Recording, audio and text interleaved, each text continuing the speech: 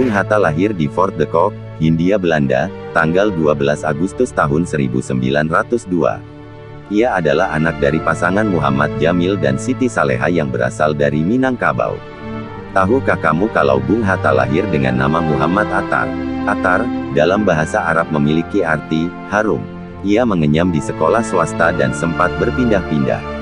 Ia juga sempat belajar agama dari seorang ulama pelopor pembaruan Islam dari Minangkabau pada awal abad ke-20, Muhammad Jamil Jambek serta Abdullah Ahmad dan beberapa ulama lainnya.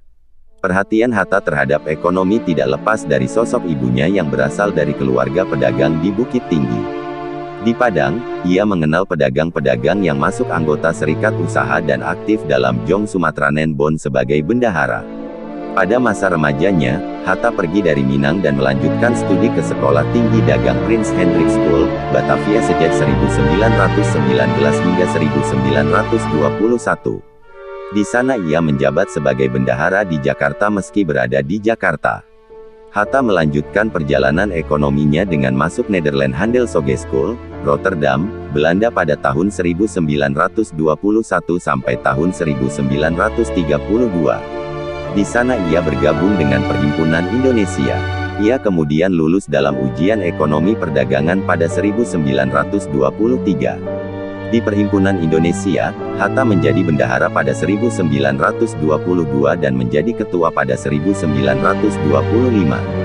Setahun berselang, pidatonya membuat ia semakin dikenal sebagai pemikir ekonomi. Pidatonya kala itu berjudul Ekonomische Wereldbouw en Machtstegenstellingen, atau Struktur Ekonomi Dunia dan Pertentangan Kekuasaan.